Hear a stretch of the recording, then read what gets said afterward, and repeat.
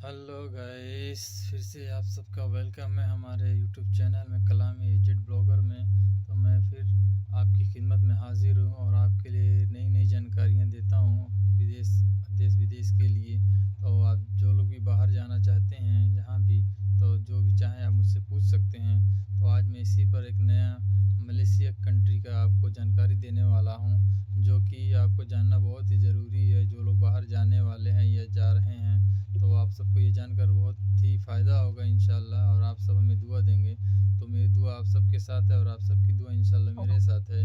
तो हम शुरू करते हैं। उससे पहले नाम लेंगे उस परवरदिगार का जिसने हमें पैदा किया और हमें सांसें दी, अपने रब का, हमारा पाक जात अल्लाह और उसके रसूल हमारे नबी करीम मोहम्मद सल्लल्लाहु अलैहि वसल्लम, उनके सदक़े इंशाल्लाह हम सबकी बख्शिश होगी। तो चलिए शुरू करते हैं और आपको दिखाते हैं मलेशिया में कैसे जाना है, क्या क्या होता है और कैसे काम वहाँ मिलता है और एजेंट लोग क्या करते हैं। तो पूरी जानकारी आपको देता हूँ। तो चलिए आपको घुमाता हूँ मलेशिया की सैर। तो दोस्तों, हम आ चुके हैं आपको बताने के लिए, जानकारी देने के लिए मलेशिया के बारे में। तो सबसे पहला, वीज़ा कैसे मिलेगा मलेशिया का और क्या क्या उसमें फॉर्मेलिटी पूरी करनी पड़ती हैं, तो वो सब मैं आपको बताने जा रहा हूँ। तो सबसे पहले वीज़ा देखिए 3 तरह से आपको मिल सकता है। एक ऑनलाइन, जो कि आप नेट से ले सकते हैं, दूसरा एजेंट के ज़रिए, और तीसरा जो आपका कोई दोस्त यार वहाँ पे रहता हो, जो रिलेटिव आपका, कि वो आपको वीज़ा दे सके। और दोस्त, विज़िट वीज़ा आपको मिलता है, ठीक है। कोई अगर एजेंट कहता है कि परमिट वीज़ा है, तो आप बिल्कुल ना माने, इसलिए कि वहाँ परमिट वीज़ा नहीं मिलता है, ठीक है, किसी इंडियन को। और मिलता है अगर, तो बहुत ज़्यादा एक्सपेंसिव है। ये लोग जो 80,000 90,000 1 लाख में मलेशिया जाते हैं, वो लोग बोलते हैं कि परमिट वीज़ा है, तो वो परमिट नहीं रहता है, विजिट वीज़ा रहता है। और ये लोग झूठ बोल के एजेंट लोग बुला लेते हैं वहाँ पे, ठीक है। तो आप लोग कभी भी ऐसे यकीन ना करें। अगर आपका कोई रिश्तेदार वहाँ पे है, वो आपको भेजता है कि हाँ परमिट वीज़ा है, तब तो सही है। या तो आप बहुत ज़्यादा पैसा लगा सकते हैं, 2 ढाई 3 लाख भी लग सकता है परमिट वीज़ा के लिए, तो उससे कोई फ़ायदा नहीं है। तो आप विजिट वीज़ा पर ही जाएंगे, ठीक है। तो ज़्यादातर लोग उसी पे जाते हैं। तो जाने के 2 रास्ते हैं। एक डायरेक्ट मलेशिया इंडिया से आप जा सकते हैं, और एक बैंकॉक होके आपको मलेशिया जाना पड़ेगा, India to Bangkok, Bangkok to Malaysia. तो मलेशिया डायरेक्ट अगर आप जाते हैं तो 95% लोग वापस आ जाते हैं, इसलिए कि एयरपोर्ट पे ये वो लोग पकड़ लेते हैं कि ये बंदा काम करने जा रहा है और आप विजिट बताते हैं।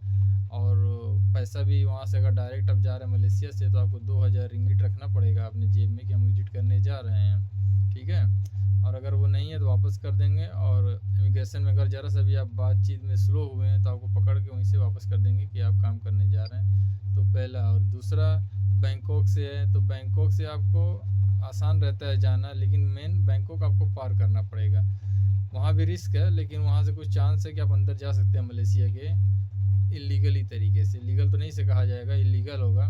तो आपको बैंकॉक जाने के लिए सबसे पहले एक टिकट चाहिए, एक return ticket, hotel booking, insurance, और आपकी हर चीज़ की जानकारी होनी चाहिए। आपको कम से कम बैंकॉक का 4-5 नाम जानना चाहिए, जहाँ जहाँ आपको घूमने जाना है। क्योंकि जब वहाँ एंट्री करेंगे तो वहाँ पूछेगा आप दिल्ली में, चाहे लखनऊ में से कहाँ बैंकॉक जा रहे हैं, तो कहाँ घूमेंगे, क्या करेंगे, ये वो सब पूछ सकते हैं। और इमिग्रेशन में बैंकॉक भी पूछ सकते हैं, बैंकॉक में भी, ठीक है, थाईलैंड में। तो कन्फ्यूज ना होना, थाईलैंड बैंकॉक दोनों एक ही कंट्री का नाम है, ठीक है। तो वहाँ आप जाएंगे, तो वहाँ पे आपको जाने के लिए सबसे पहले 10,000 बाट आपकी जेब में होना चाहिए। वहाँ का पैसा, जो वहाँ बाट बोलते हैं वहाँ के पैसे को, तो 10,000 बाट आपकी जेब में रहेगा, तब वो ऑफिसर आपको वहाँ से एयरपोर्ट से बाहर छोड़ेगा, वरना आपको वहीं से रिटर्न कर देगा। और रिटर्न का पैसा भी आपसे लेगा टिकट का, ठीक है। जो फ़्लाइट आपने रिटर्न ली है उसको कैंसिल कर देते हैं वहाँ पे ज़्यादातर, और घर से आपको पैसा मंगाना पड़ेगा, फिर टिकट करा के आपको जाना पड़ेगा, टिकट मंगाना पड़ेगा, ठीक है। तो ये देख लीजिए। तो उसके बाद आप सोच समझ कर जाइएगा। उसके बाद अगर आप बैंकॉक के एयरपोर्ट से बाहर निकलते हैं, तो आप टैक्सी पकड़िए, उसको आप लोकेशन दिखाइए होटल का, जो भी व्हाट्सअप या पेपर होगा आपके पास या लिंक होगा, उसको दिखाएंगे। वो टैक्सी वाला आपको उस होटल तक ले जाएगा। होटल में आप जाएंगे तो वो आपका पासपोर्ट मांगेगा, पासपोर्ट दिखाएंगे, होटल बुकिंग रहेगा, तो आपको रूम दे देगा, आराम से आप रहिए। वहाँ खाना पीना तो समझ लीजिए कि ना के बराबर है। आप लोग अपना जब भी जाइए बैंकॉक तो अपना सामान लेकर जाइए, दालमोट, बिस्कुट, चिप्स, जो भी खाना है कुछ भी आप रख लीजिए 2-3 दिन का, इसलिए कि वहाँ पे खाना है भाई इंडियन नहीं खा सकते हैं। आप जानते हैं वहाँ क्या मिलता है, किरौना, बिच्छू, सांप, गोजर, यही से मिलता है। और इंडियन ढाबा वहाँ बहुत कम है, बाई चांस कहीं मिल गया तो आपको मिल गया, वरना आपको भूखा ही रहना पड़ेगा। तो इसलिए आप अपना इंतज़ाम करके जाइए। और वहाँ पे ब्रेकफास्ट किसी किसी होटल में मिलता है, किसी में नहीं मिलता है, तो उसका आप टेंशन ना लीजिए, अपना व्यवस्था करके जाइए। उसके बाद अगर आप होटल में ठहर गए, वहाँ से फिर आप निकलते हैं, एजेंट आपको फ़ोन करेगा। तो 2 रास्ते हैं फिर बैंकॉक से मलेशिया में जाने के। एक तो बॉर्डर के थ्रू ले जाएगा, जो कि आपको लीगल रहेगा, फिर भी विजिट ही रहेगा वो, उसको इलीगल एक तरह से माना जाएगा। और दूसरा है बोट के ज़रिए नदी से पीछे से ले जाएगा, ठीक है। अगर आप उधर से पकड़े जाते हैं तो आपको 2 लाख का फ़ाइन तक लग सकता है इंडियन, और आपको जेल भी हो सकती है। तो हम तो कोशिश करेंगे वैसे ना जाइए, आप लोग बॉर्डर से जाइए। फ़िलहाल आपकी मर्ज़ी है, तो हम तो आपके भले के लिए कहेंगे कि आप ऐसे कभी ना जाइए चोरी छुपे, इसी कि पकड़े जाएंगे तो आपका पैसा भी नुकसान होगा और घर वाले भी परेशान होते हैं। उसके बाद अगर आप मलेशिया में इंटर कर जाते हैं, फिर आपको एजेंट आएगा, या कोई भेजेगा बंदा, या डायरेक्ट वहीं से आपको लोकेशन दे देता है वो काम के लिए। तो आप वहाँ चले जाइए, अगर एजेंट आके ले जाता है तो ले जाएगा, 1 दिन रूम पे रखिएगा, 2 दिन जब तक काम नहीं मिलता, लोग काम देखते हैं, काम मिल जाएगा वो लगा देगा। काम वो लोग आपको बताएंगे पैकिंग का है, बहुत अच्छा काम है, 40-50 हज़ार सैलरी है, ऐसा कुछ नहीं है, ठीक है। वहाँ बेसिक सैलरी है 1500, 1 रुपये का वहाँ का, इंडिया का अभी 17-18 रुपये बन रहा होगा, ठीक है। तो 1500 बेसिक सैलरी है, उसमें किसी किसी को खाना भी रहता है और किसी का खाना अलग से रहता है पैसा, ठीक है। तो ये आप देख लीजिए, तो ये आपकी सैलरी रहेगी वहाँ पे। लोग बोलते हैं कि 2000 2,500 ऐसा कुछ नहीं है, ठीक है। और वहाँ काम आपको कुछ भी दे सकता है, कुछ भी पैकिंग, चिकन फिकन और काटना पीटना, कबाड़ की दुकान में, हार्डवेयर की दुकान में, गाड़ी कहीं भी मतलब लगा सकता है, वॉशिंग, कार वॉशिंग में। और आपको बोलेगा ये काम अच्छा है कर लो, बाद में आप परेशान हो जाओगे, ठीक है।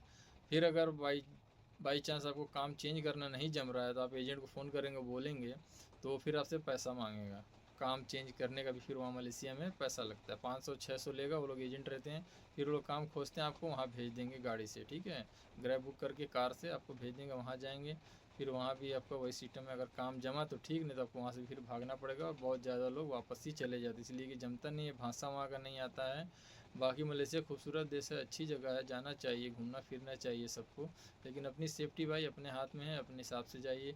और अगर इलीगल हैं तो फिर वापस आने का प्रोसेस भी 2 तरीके से है भाई। एक बैंकॉक से आप आ सकते हैं इलीगल तरीके से, विजिट वीज़ा लेकर, ठीक है।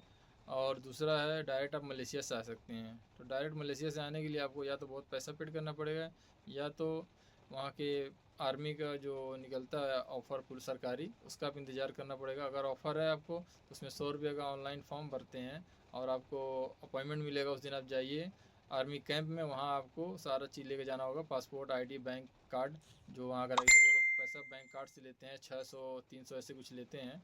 तो पैसा लेंगे और आपका सब कुछ ओके कर देंगे, और आपको एक लेटर दे देंगे, वो आप लेकर डायरेक्ट टिकट लेकर आप मलेशिया एयरपोर्ट से डायरेक्ट लिए जा सकते हैं। कोई प्रॉब्लम नहीं होगी, कोई प्रॉब्लम नहीं होगी, क्योंकि मैं खुद उस तरह आया हूँ, मुझे पता है।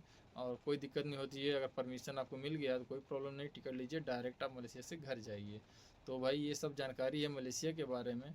और आप जान सकते हैं कि बाहर देश में लोग कैसे रहते हैं।